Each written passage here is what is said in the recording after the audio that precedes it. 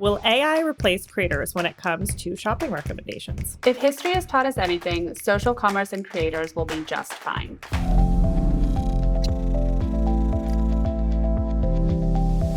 Hi, Jasmine. Hey, Kaya. Before we get into today's podcast, we are excited to announce our second round of speakers for the Scalable Summit happening on May 6th in LA. We will be joined by Hannah Stocking, who has over 71 million followers across social platforms. She's also starred in a Netflix rom-com, an upcoming micro drama, which we also covered on this podcast. We're also very excited to be joined by Frank Cooper, the CMO of Visa. Visa, of course, has a really interesting creator strategy. It has also released financial tools specifically for creators, so we're super excited to hear more about that from him. Also new to our speaker lineup, we have Nishat Kurwa, an executive at Vox Media's podcast network, as well as Dylan Wells, who is the Washington Post's inaugural creator host, who also just launched a newsletter about the creator economy. They are going to be on a panel talking all about how to navigate the new era of news and information. Our special early bird ticket pricing is still available, but only for a limited time. So make sure you go to scalablepod.com/summit to get your ticket today. And later on in the show, stick around for Jasmine's interview with Amber Venz Box, who is the co-founder and president of creator commerce company LTK, which just launched an AI shopping chatbot that Amber says is good for creators. I'm so excited for you all to see this interview. I mean, first, it was filmed at the Lighthouse in Venice, and it's so much fun to conduct these interviews in person. And also because LTK has been around for about 15 years now. And so it really has seen the evolution of social shopping, which of course has had a lot of stops and starts over that time.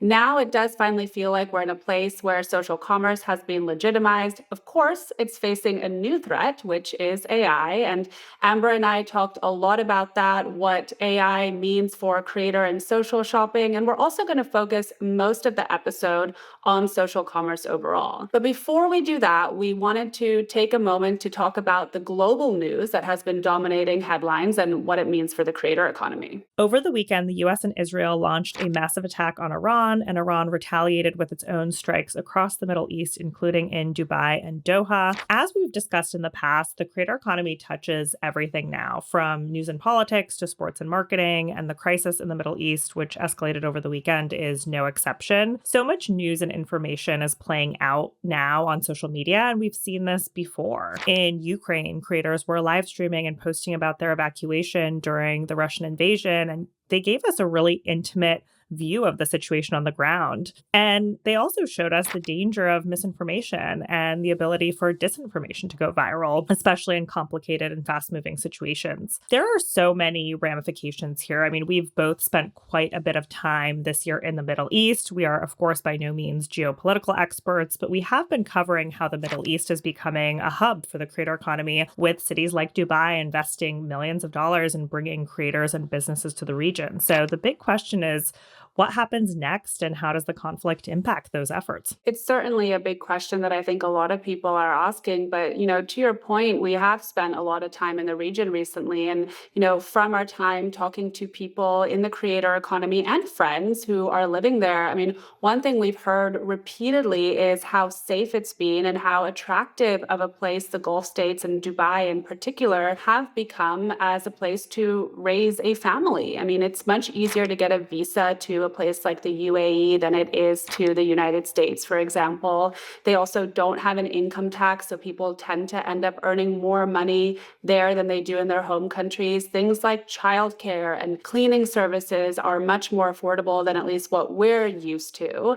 I mean, the flip side of all this, of course, is that they do have to balance that with other restrictions in the country. I mean, it wasn't until 2020, for example, that unmarried couples could live in the same apartment or even share a hotel room in the UAE. I was surprised by walking in the Dubai Mall in January, and there's designer goods kind of on display without, a huge amount of security, because stealing and pickpocketing is not, an issue in the region. And I think so many places you go to when you're in that kind of setting, you see much more security on that front. And as we reported earlier this year, the UAE and the Middle East is trying to be seen as a place for innovation. That's why you're seeing so many startup founders raise their, we saw Mr. Beast open that temporary theme park in Riyadh as well. So you're seeing so much investment for creators. And as we reported in January, Guggenheim Brothers Media announced a more than $50 million fund to back creator economy companies. That was in partnership with an Abu Dhabi-based company.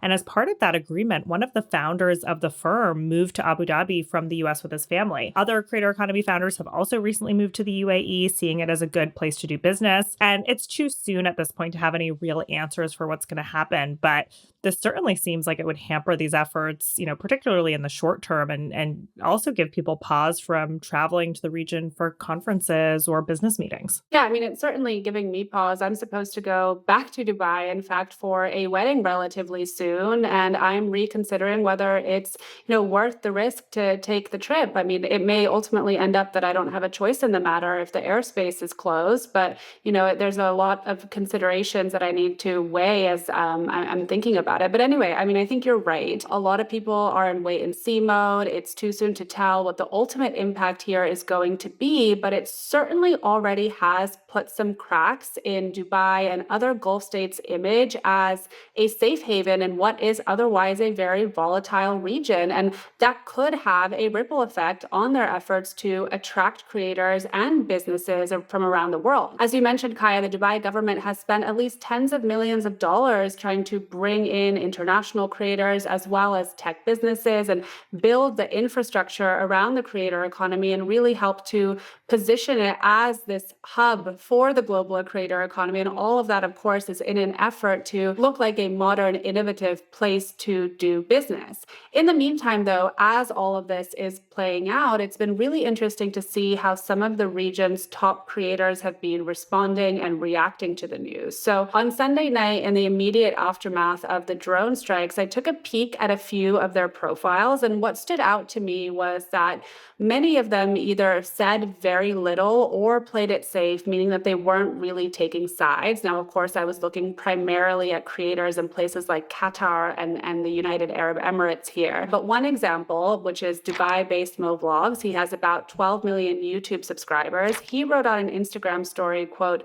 "Our hearts are with everyone across the UAE and the region." There was also Joelle Mardinian, who is a Lebanese beauty creator and an entrepreneur. She also lives in Dubai. She reposted a story that said, quote, "We chose this country and we stand with it." And it had a picture of a UAE flag. But that story was sandwiched between other stories that were promoting her TV show and promoting her beauty clinic. And that felt kind of jarring, at least to me, given, all the images we've seen of what's been going on there. And it also started to paint this picture of, everything just being business as normal. And, to be fair, from many of the people that we've spoken with in the region, that is kind of how they feel as well. And all of this can still change. I mean, things are moving really quickly. On Monday afternoon, the US State Department, for example, called for Americans to evacuate immediately from 14 countries in the Middle East due to, quote, serious safety risks, and that includes the UAE. And since then, we have seen some more influencers express shock as well as confusion, but mostly our Reels feeds up until at least Tuesday have been filled with videos trying to quell fears and paint more of a picture of calm in Dubai. One of the videos that came from someone with 10,000 followers said, quote, "I feel safe here." There was another video of the president of the UAE that was making rounds on social media. It showed him in the Dubai Mall having coffee amid all of this. And I think that too was intended to show life as normal in the city. And I think, the takeaway here is that the early reaction, at least from some of the top creators in the region, does feel in contrast to what we've seen from creators in the US, including non-political creators who have been using social media to speak out against political and other social issues, including ICE aggression in Minnesota most recently. I do think it's worth noting, though, that criticism of the government in the UAE is illegal, and that might be one reason that some creators and influencers there have had some pause in speaking out about what's going on. I think to zoom out, I mean, like you said, it's very very jarring to see kind of these big historical events and other tragedies play out on social media in general. You're flipping through, Instagram stories and you see news headlines and people dying in war. And then you see, your friend posting a picture of their baby or an influencer with a cocktail on a Saturday night, right? So Or an it is ad this, from a brand trying to sell you something. definitely. So I think it's this weird moment to be online looking through all these things. I think one other interesting thing to point out is that CNN Creators, which is a news show that's anchored out of Doha, and it's also part of a broader initiative from the network to tell stories that are in the zeitgeist around social trends, is getting a big spotlight right now because the CNN Creator hosts are on the ground in Doha and they're doing traditional media reporting from there. Of course, it's worth keeping in mind that the CNN Creators are seasoned journalists. They were put in these roles to cover different types of topics, not just hard news. But given that they are there, it makes sense that they're tapping them for this. But the main CNN social media account has been cross-posting with the CNN Creator host accounts. So that was kind of interesting to see how that impacts their strategy moving forward. We wrote more about all of this in our newsletter this week as well. Moving on to other news, Block, formerly called Square, is laying off about 50% of staff, which is about 4,000 employees due to AI. Here's what CEO Jack Dorsey wrote, quote, "We're already seeing that the intelligence tools that we're creating and using paired with smaller and flatter teams are enabling a new way of working, which fundamentally changes what it means to build and run a company." That is causing a lot of panic across all industries, including in the creator economy. As John Hu, who is the founder of creator startup Stan, put it, quote, "It's crucial that you zoom out and think about how you want to stay defensible amidst an unprecedented paradigm shift." Yeah, I mean, I think the panic is understandable, right? I mean, these are people's livelihoods that are at stake here. But I do think there's also a lot of questions around whether AI is the primary reason behind the layoffs or if the company was just hiring too aggressively over the past couple of years.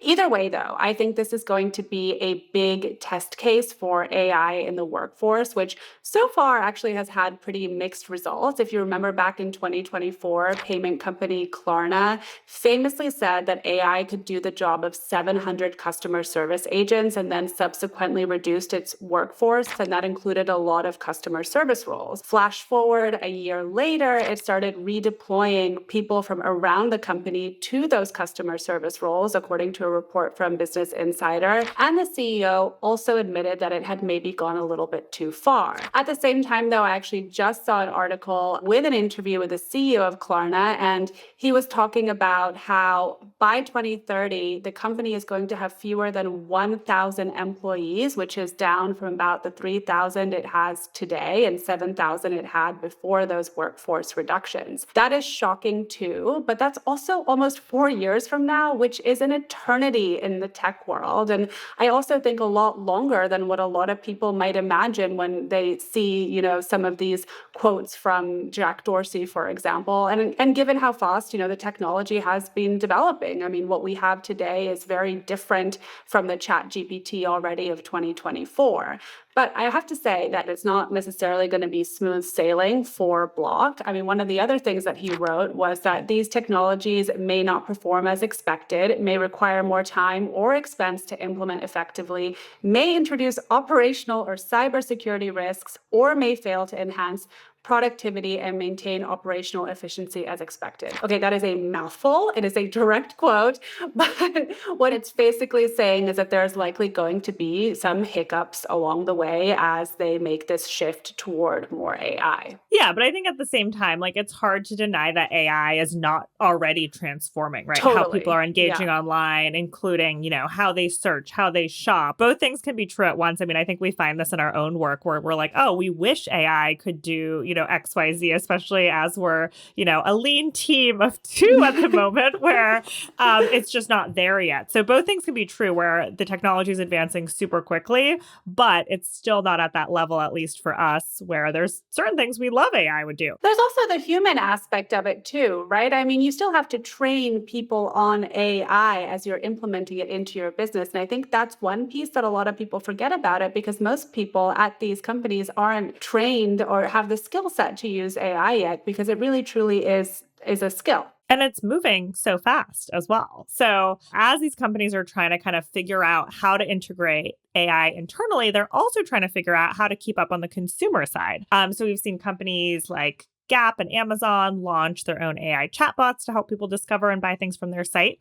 And now creator economy companies are also getting in on the action. LTK's Amber Venz Box actually announced the launch of that company's new chatbot on stage with you at SOCOM, Jasmine. So tell us about SOCOM for those who are not familiar with this conference. Yeah, so this was the second year of SOCOM, which stands for social commerce. It was also my second year speaking there, and I was very honored to have the keynote fireside chat with Amber. I think first and foremost, what struck me is that there is now a whole conference dedicated to social commerce alone. Of course, the topic has become part of larger retail conferences. I'm thinking Shop Talk, for example, and NRF.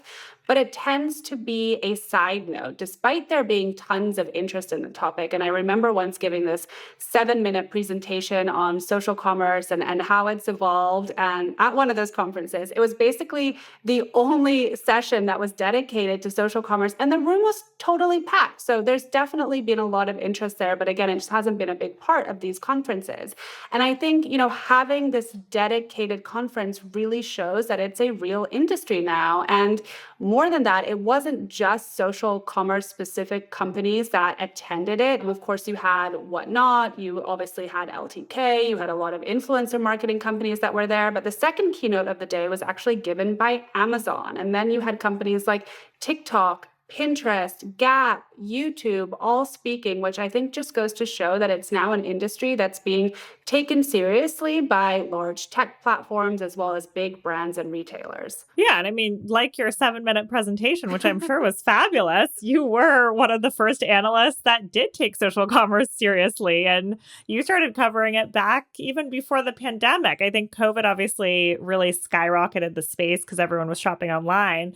But I know my former colleagues at the information often were reaching out to you for analysis, especially when Meta was backtracking on a lot of its shopping capabilities. But now if you look, social commerce is, more than $100 billion industry based on estimates from eMarketer, but it's still a small slice of total retail sales. But obviously it's grown much more quickly. And 100 billion is a massive number for a part of the retail market that has been dismissed often. Yeah, I mean, it's been so fascinating to follow the evolution of social shopping. And I think people have been very quick to write the obituary for social commerce many times, including when Meta was rolling back a lot of its shopping features in about 2022, 2023, which you were referring to. And that included things like live shopping, its affiliate marketing program for creators. It also took a couple of steps back with Meta Checkout, which is its in-app checkout tool. But those people were kind of missing the big picture of what was going on because, to your point, a lot of those features and tools were rolled out during the pandemic.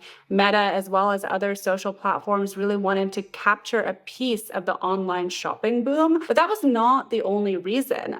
A lot of these tools and the shopping push more broadly really was a response to Apple's privacy changes that were upcoming that really threatened to hamper the ability for Meta and other social platforms to collect personal data from their users, which Meta needs in order to sell ads, which of course is its primary business. So tools like in-app checkout were a way for Meta to start to fill in some of the gaps from the potential missing data. They would have highly valuable purchase data, for example, that they could use to better target their advertisements. Of course, that didn't work, right? Because people did not want to use Meta Checkout. And there's a lot of different reasons why. I mean, you had trust concerns, privacy concerns. You also just had established habits. Like, it's really annoying to have to fill in all of your personal and payment information again, especially when you have it saved somewhere else. And then there was the question of customer service. Like, who do you call when something goes wrong? And all of this, I think, was really unclear to a lot of customers.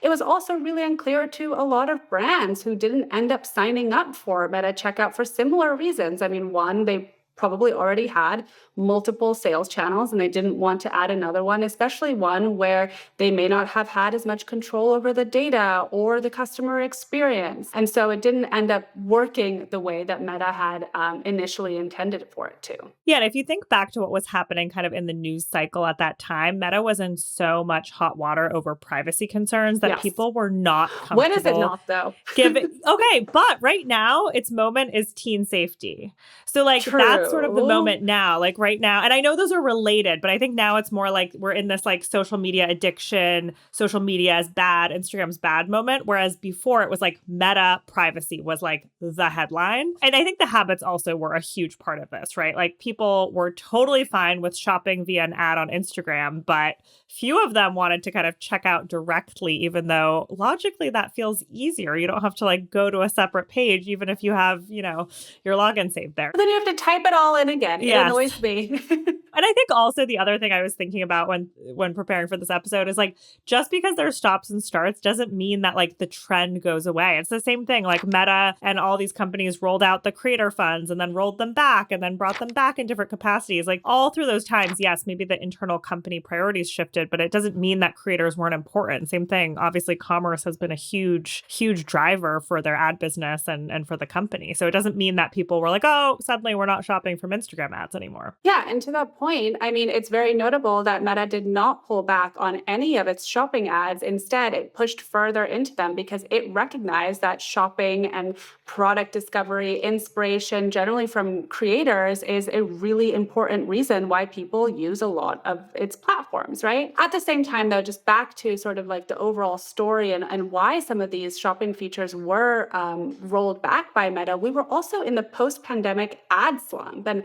a lot of that also had to do with Apple's privacy changes. I remember back in 2022, Meta's chief financial officer said that it could lose up to $10 billion from those changes, which ended up being just about 10% of Meta's total ad revenue that year.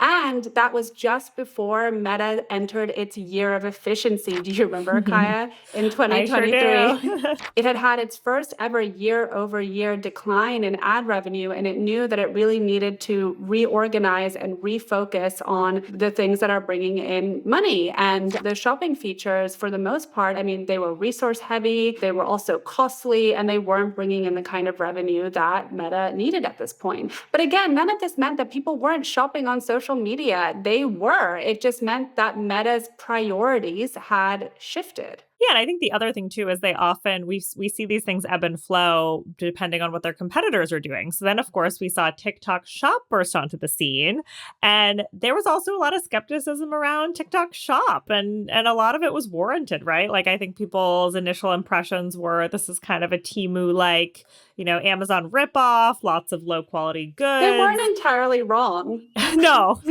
I remember ordering something for the first time, and I was like, am I going to get it? And it came in this, it came 4 weeks later in this, Wow. ripped up box. And the platform, had not built the trust that the items would come or that the quality would be good. But as we discussed in a previous episode, it does feel like TikTok Shop finally has turned the corner. And I think we're seeing the sales figures support that as well. While there is, of course, still plenty of low priced goods, they have also been able to attract some major brands, including Samsung, Ralph Lauren, Disney. They're all selling on TikTok Shop now. Plus, there's also some higher end items as well. I mean, secondhand Rolexes and designer handbags are also now being sold on TikTok for thousands of dollars. So that is quite the change from a few years ago. I think also the US ban threat stopped brands from moving forward. I mean, they're already kind of slow to adopt something like this, but the continued uncertainty around, launching it was another hurdle. But the holiday season this year was, I think, the big turning point, right? It was not just the optics around TikTok Shop shifting, but also the numbers. And if you fast forward to today, TikTok Shop US sales are expected to be at about $25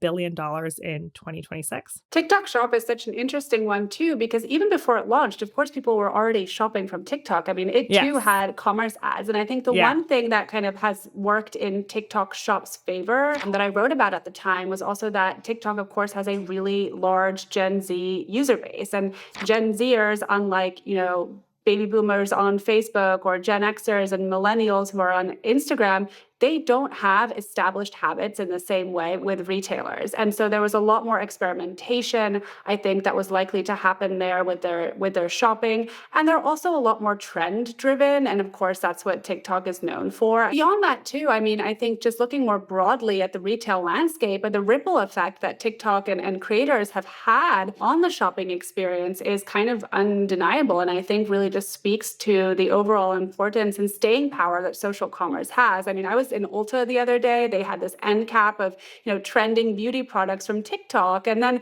look at all the companies that were racing to make copies of TikTok at one point in time. You had Amazon Inspire, of course, which didn't work out, as well as all the companies, the retailers, the tech platforms that were rushing to buy TikTok amid all of the sale drama. Again, you had Amazon there and Walmart, right, that had, reportedly made bids for the company. And so I remember at the time too saying that all of this really just means that you had these tech platforms and these retailers really taking TikTok and social commerce seriously, even if the narrative in the media was that it wasn't all that important. And now it's all about AI. That news cycle has been replaced by kind of chasing AI. And I think creators have always had to deal with changes on platforms, right? And the rise of new technologies. I mean, Instagram shifting from photos to video, pivoting to short form when TikTok got big. And I think the savviest ones keep evolving. And all these changes also usher in new generations of creators and new types. AI definitely brings big new challenges, though, maybe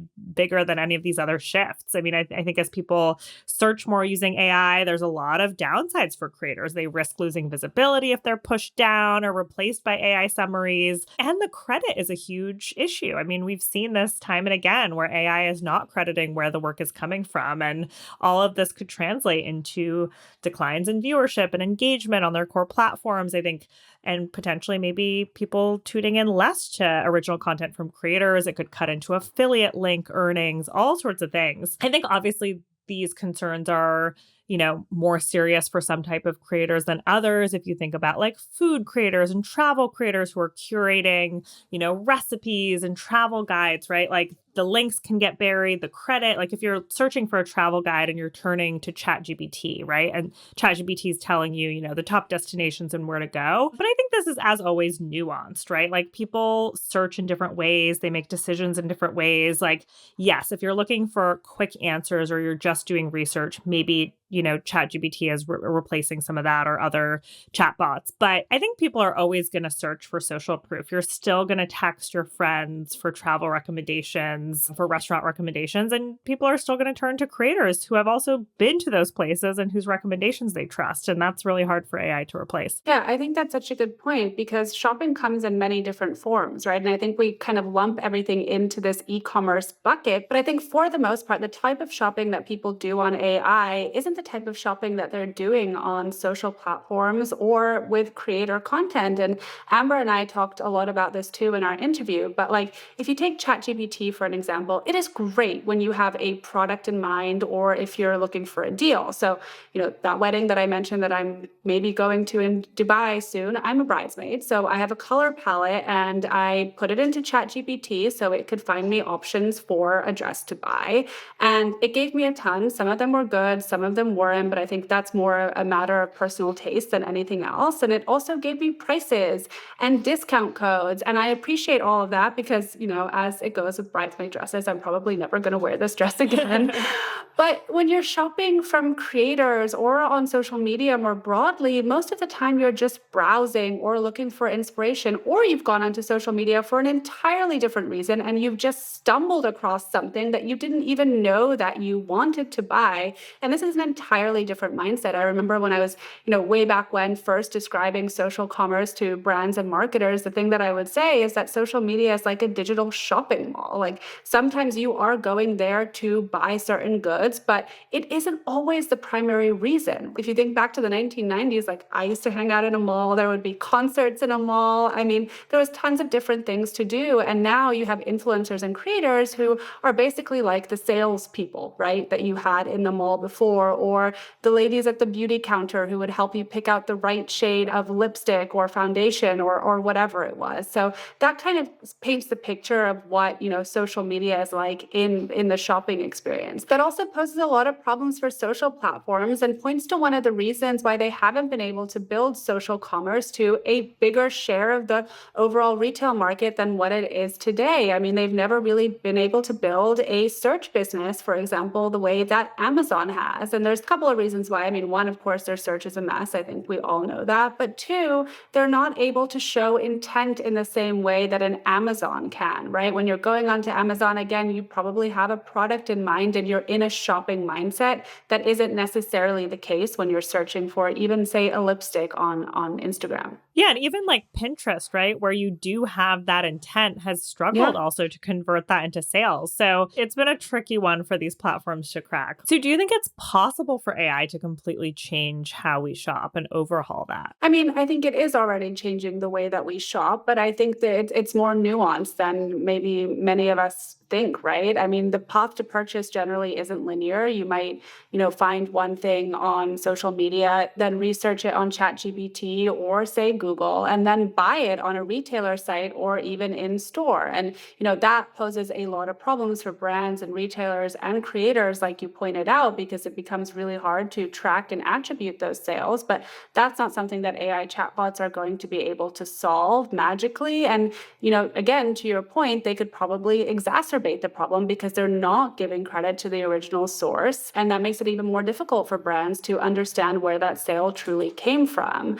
I do think, there are certain categories where AI could fundamentally change things, right? And people might go from discovery to purchase in a single place. I'm thinking, I might let ChatGPT replenish my soap or my toilet paper, but I'm never But going to let it. Amazon's already doing that. Amazon's already doing that. Yes, it's so true. And it's incredibly convenient, which is why I also don't really buy the convenience argument for AI shopping. Also, because there's a joy in shopping that I think a lot of people forget. I mean, you do things that are inconvenient because you enjoy it. Like, I will go to a mall, even though it means that I have to drive there, find parking, which is possible in LA, but I like being there and looking at all the pretty things in the windows. But back to the point of ChatGPT for a second. I mean, I might let it buy toilet paper for me, but I'm not going to let it book a vacation for me. I'm also not going to let it pick and buy the outfit that I'm going to wear on stage at Cannes when we go later this year. So I think overall, while yes, AI is a challenge for creators, it is changing the way that they have to behave online. It is certainly not going to mean the end of social or creator shopping. And that is a perfect segue to our next segment, which is your interview with Amber Venz Box, recorded last week just after the launch of LTK's AI chatbot. Hi, Amber. Welcome to Scalable. Hey, I'm so happy to be with you in person, finally. I know, and you're in LA, which is incredible. And you got the perfect weather for it. It's been raining, and today it's really, what did you call it? The Chamber of Commerce Day for LA? It's literally perfect. The sun is out, like the weather is like crisp, and then I just ate really healthy food and sat next to like a million stylish people. It's like a perfect LA day. I love that so much. So LTK has been around for about 15 years at this point, and I definitely want to talk to you all about your journey as well as the evolution of the company. But I wanted to start our conversation today with the news because you just had a big announcement. We did. So just this morning, we launched the LTK AI chatbot, which is a really phenomenal product. Every year, our creators publish 7 million pieces of content. It's original content in our app. What we've seen lately is that customers are really rotating to LTK to go search for things. So even since September, search is up 200% in our app. They're looking for real trusted recommendations from humans. And so while our traditional search had gotten much better, what people expect today is a chat interface. They're looking for a companion that can surface the best for them. And we have the original content and the original recommendations. And so we launched that this morning. It's currently rolled out to 25% of our users. It'll roll out to 100% by Monday. Wow. And you can ask it anything. Tell me about Fashion Week. Like, what were the trends? Like, who are the top creators to follow from that? Or, hey, give me some Super Bowl content. Or, I'm going to Nashville. Like, where should I eat and what creators to follow? It's all, based on the unique data set that we have. And it's personalized to you. So your feed will actually be different than mine. And your conversations will be different because it learns your preferences, whether that's from a brand, a creator perspective. So it's a exciting tool to bring to market. That's so interesting because one of the questions I was going to ask you is what problem does it solve? Obviously, there's a gold rush for AI. Everybody is rolling out AI tools, but having a specific, unique need that actually improves the experience for customers isn't always the case. So it's unique in that it's both discovery and it's actionable and it's from a real trusted human. I need to know what I'm trying to get at when I go to other chat surfaces, and they're not specifically tailored to shopping or content, right? Like they're going to search search kind of what's publicly available, what they're able to have access to. And they're great at things like, I need this ski pant in a size 4 long, like where has it? That type of stuff. Or there's other AI, surfaces that we're seeing that kind of do price comparisons. That's really not the market that we're entering into. What we have is a unique data set of this original content from real trusted people. And so we're able to then surface that and make it discoverable in a conversational context. And so search has moved from keyword to conversation. And what we're trying to do is add that trust layer to AI and discovery. And creators uniquely can get you in a discovery flow where you didn't know what you actually wanted. Whereas I'm finding other surfaces are great from a shopping perspective when you already know what you want. And it's only trained on content from LTK creators, right? LTK creators is the only content that it's trained on. That's true. And then we are also able to pull in context from outside. So for example, when I tell it that I was coming to LA on Thursday and I have a dinner at Chateau Marmont, it actually knows that it's Thursday, it's LA, that what the weather is. It's bringing in that kind of context of what style would be expected. And so it's giving me kind of more context than LTK would have normally had as far as like weather, location, personal style. So zooming out a little bit, because I think there's a lot of people out there who think that AI is going to replace creators in the shopping journey. I know you and I both disagree with that, but tell us why. There's a couple reasons. I think one is that creators surface the content that you never knew you wanted, right? Like the places that you never knew you wanted to go, or the recipes that you never knew that you wanted to try, the clothes that you didn't know were in style. For example, I wore a pillbox hat in New York Fashion Week.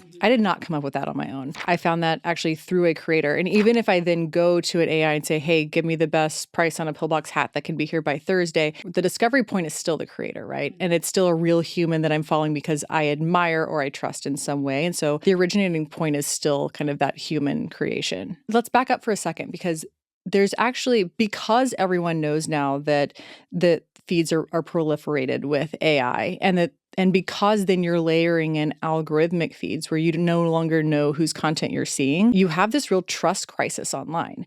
87% of people now say that they can't tell what's real or fake online. I'm definitely in that group. I see a lot of things. And then I'm like, where do I actually go research to find out if these things are true? Like, can I go to Google? Can I go to ChatGPT? Like, where do I run this through? Like, what's the truth filter, right? I think that's why we're seeing the rotation candidly into LTK, where it's known that these are real humans with real recommendations. Their reputation is on the line. Their business is in making trusted recommendations. I think there's also a joy in shopping that a lot of people seem to forget when they talk about AI replacing, creators or even in-store shopping. You're seeing people return to malls. And of course, they're not the malls of the 1990s that you and I might remember. They're more interactive and they're bringing more of their digital experiences to life. But I think that's kind of lost in a lot of the conversation. And price isn't always the only factor, right? Even if you can get AI to give you or find you the best deal, I mean, there are so many sort of emotional reasons why people make the purchases that they do. At the same time, though, every time there is a new touch point added to the shopping journey, of course, it is somewhat of a threat. What are some of the ways that brands and creators need to change their strategies to make sure that they stand out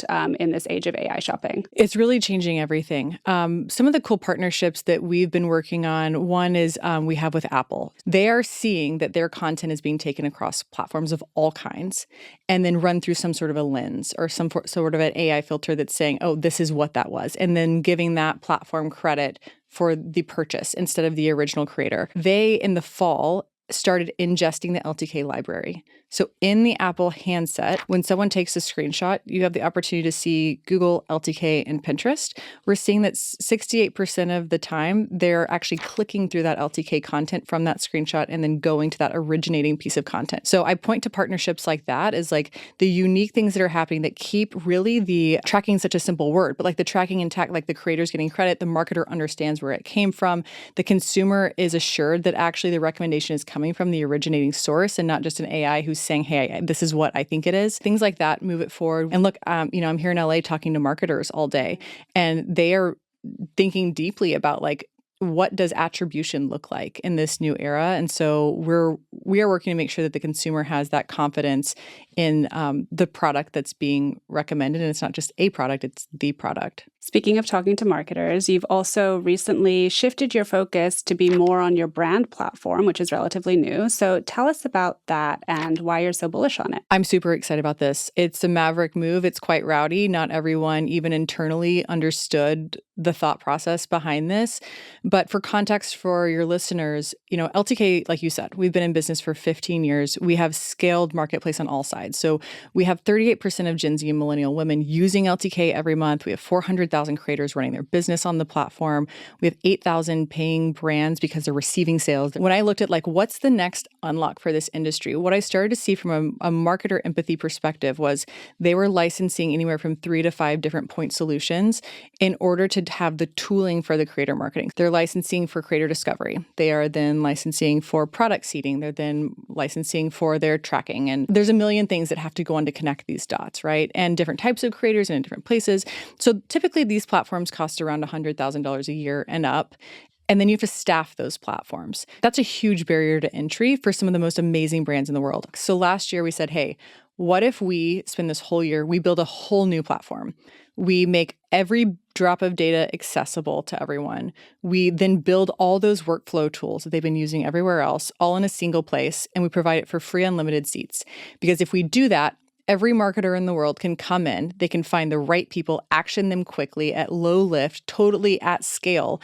And then basically what we're saying is we believe in our data and we believe in our scale. And we think that you'll be successful because we make money when people buy and keep things. And so I'm so excited about this because it is totally radical, but it makes last year look like it was the 50s, with marketers using all of these different solutions and just the heavy cost and burden of this and it just not being as efficient. I think creators win more dollars when we're able to prove value and connect the dots for large teams.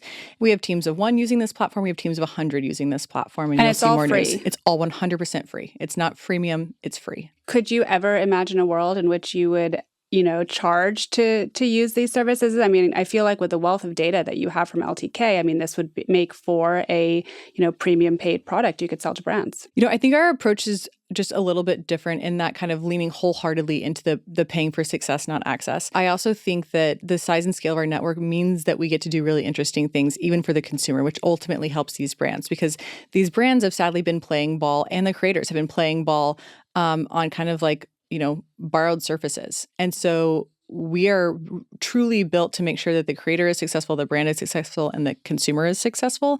And we make money when that flywheel turns all together. And so to have a place that's purpose-built for that, it future-proofs the industry, but we're able to do really cool things like have the chatbot or to be the infrastructure in the device, in your handset.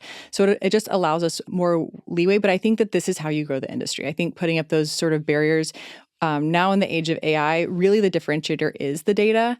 And if we're able to put it in everyone's hands, I think that you'll see a lot more activity and a lot more successful activity in this space. So the other thing that's so interesting about LTK, the app, is that it's really built on creators and on commerce. And while it still, competes to a certain degree with social platforms like Instagram and TikTok, you also partner with them in many different ways. But what is your pitch to brands? Why should they be on LTK versus Instagram and TikTok, which they're, of course, already on? I think they should be in all those places, actually. So it's probably misunderstood that we actually see these platforms as a complement. Social media is a qualified marketing machine. Before, it would have been so hard to find a super qualified lead. That's all I'm getting all day, every day. So the more interesting my content, the more I'm getting in front of people who would potentially like what I'm selling as a creator. But now it's my job to then just get them back to the home base. So the job to be done on social media is not build an audience, it's actually catch an audience and then bring them back home. For these platforms, LTK is actually the monetization system. By and large, these platforms are actually not paying creators at scale and certainly not a livable wage at all. But most of them, it's not a genuine statement to say that they're actually supporting the creator economy. In many cases, the feedback that you read after these shareholder calls is creators optional.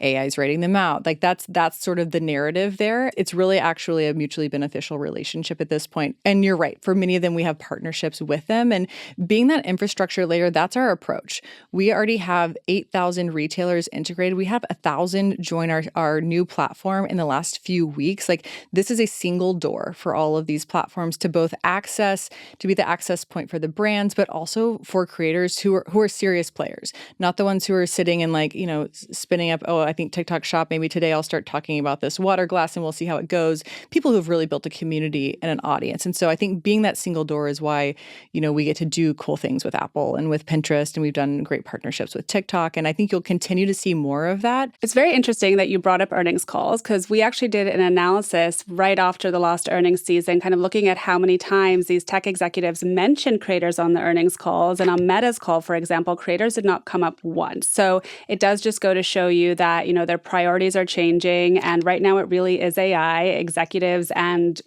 analysts on the call mentioned AI about 50 times. So you can really see how those priorities have shifted. But one other thing I wanted to talk to you about, because of course LTK has been incredibly successful, but that success has also inspired, competitors in the space.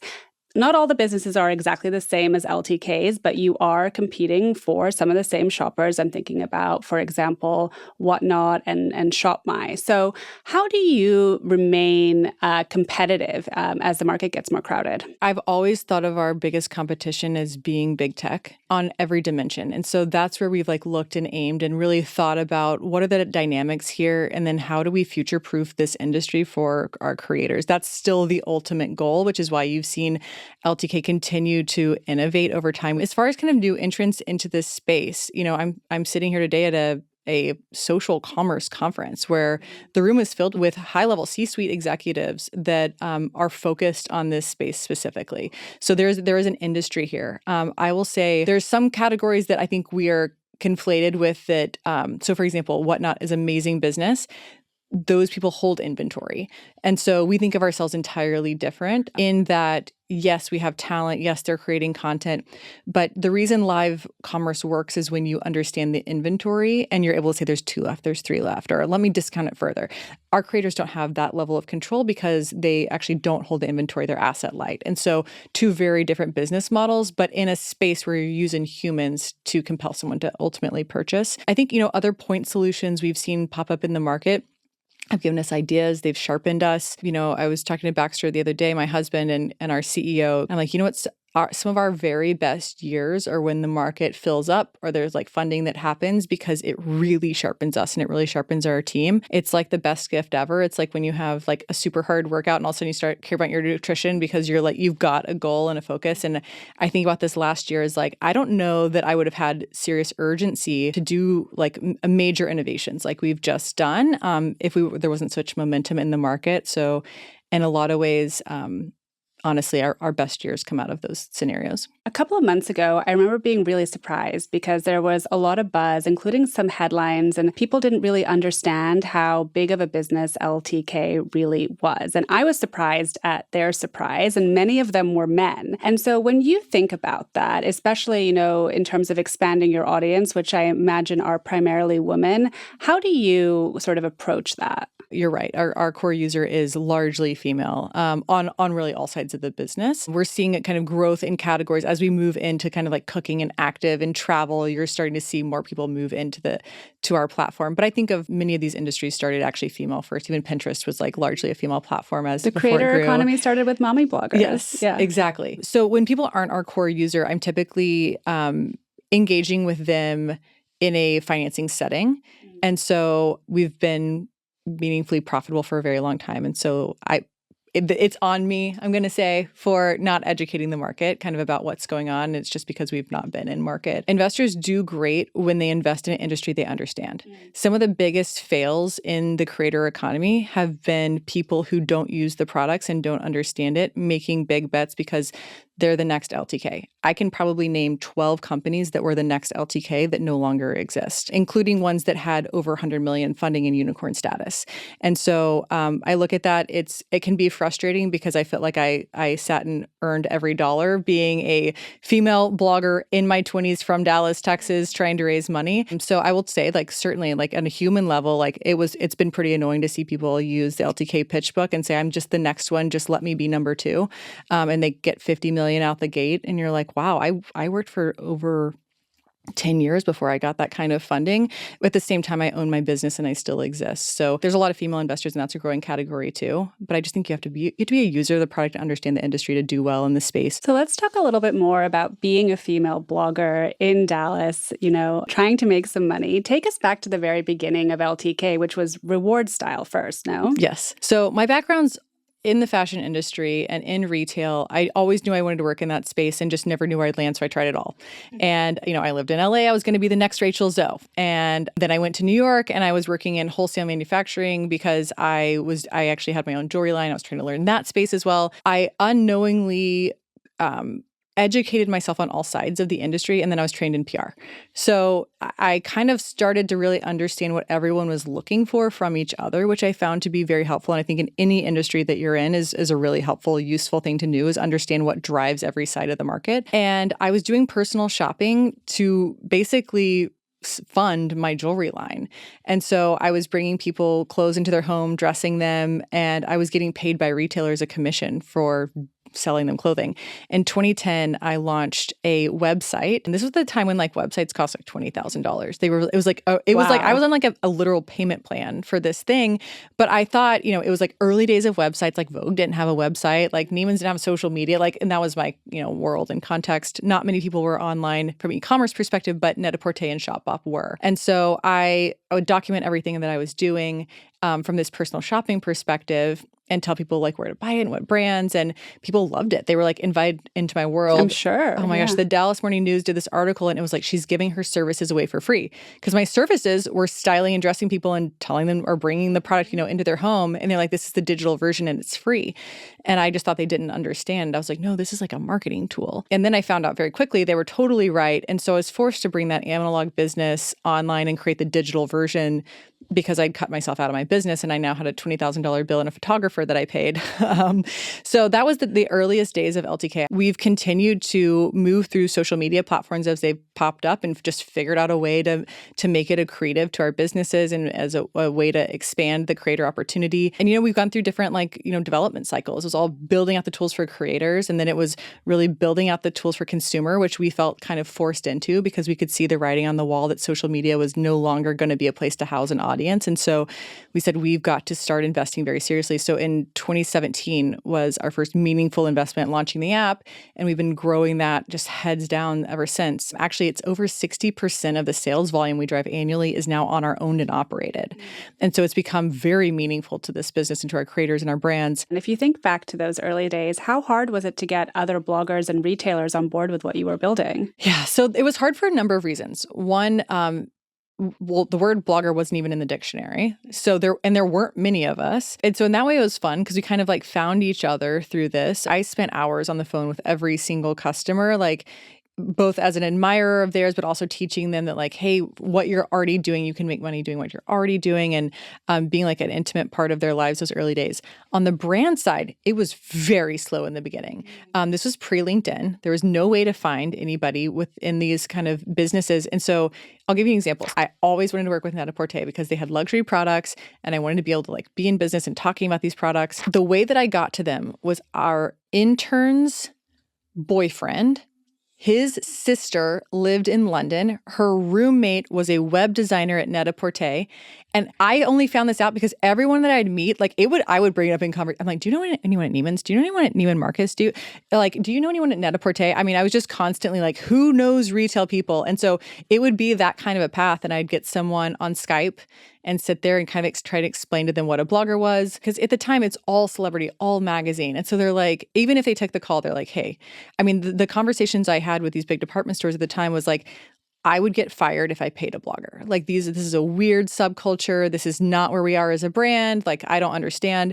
So, I mean, within the first year, I think it was we had 2 retailers. By 2015, I think we had, I want to say around 800. And at that point, it was not me out pitching globally.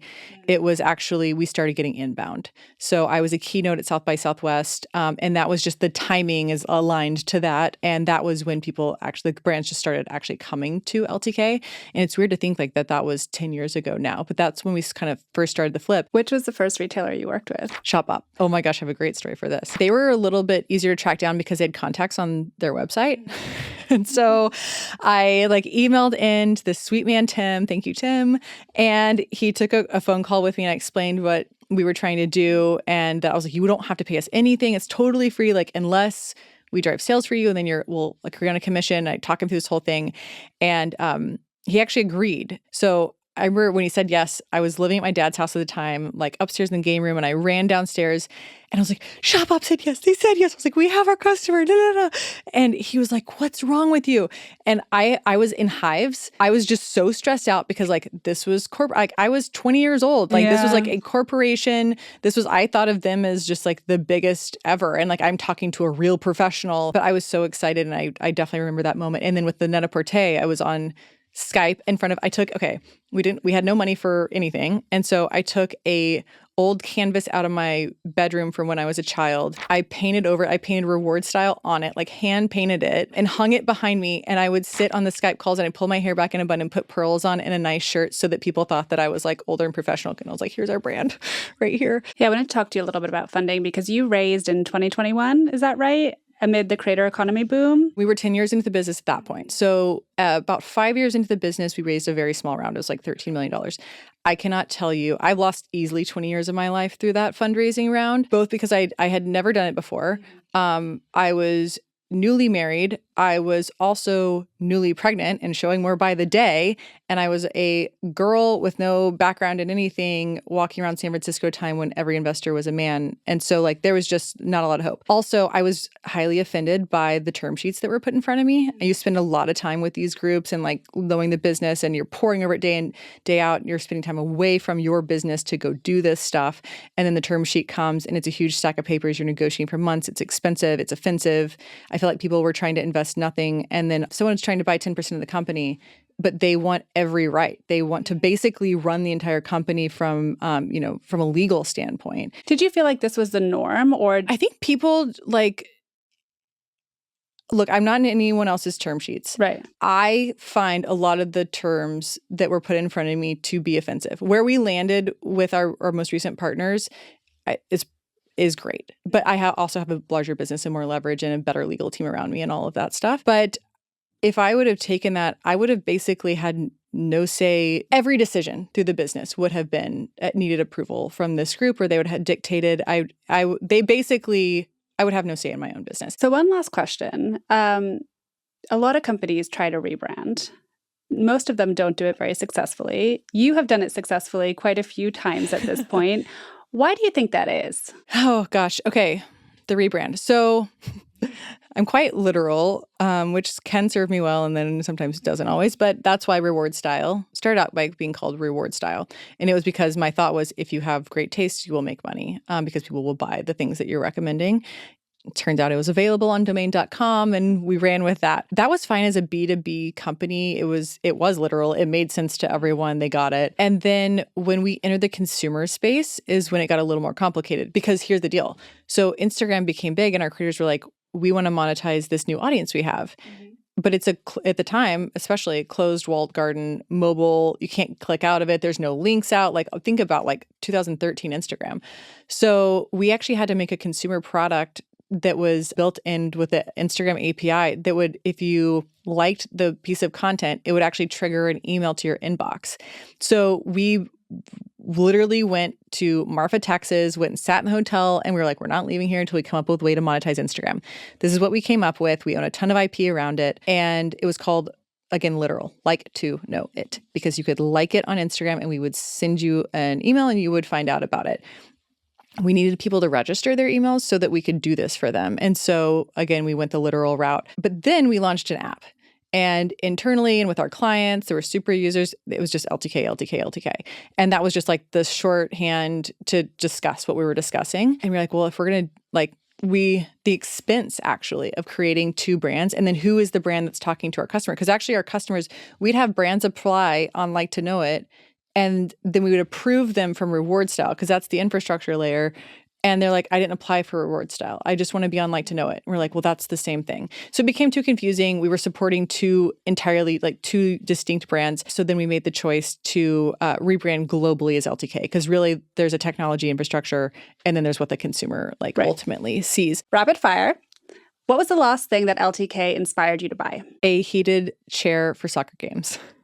What has been your favorite LTK partnership? Apple. So we have this Apple Visual Intelligence partnership where they ingest the library and they make it available upon a screenshot. LTK actually invented this technology and owns the IP around it, but now Apple has built it into the handset. And I think that it's like the biggest tech partnership, right? What's the number one thing brands get wrong about creator commerce? Some brands I've seen approach it as a subset of their creator marketing, just like overall, right? And so they're like, okay, well, I have the ones that are doing like the commerce and then the ones that are doing the branding. They need them all working in like a similar kind of system. In-store or online shopping? Online, because there's nothing in store. It's so true. I love shopping in stores because I like to try everything on if I can, but there's never any inventory. There's almost zero inventory. It's always like, let me ship it to your house. Let me get it. I'm like, I didn't park at the mall so that I could have to have something shipped to me. What's the number one thing a founder needs to make it in this industry? Persistence, grit. There's never a time to rest or to quit or to stop. Thank you so much, Amber. Thank you, Jasmine.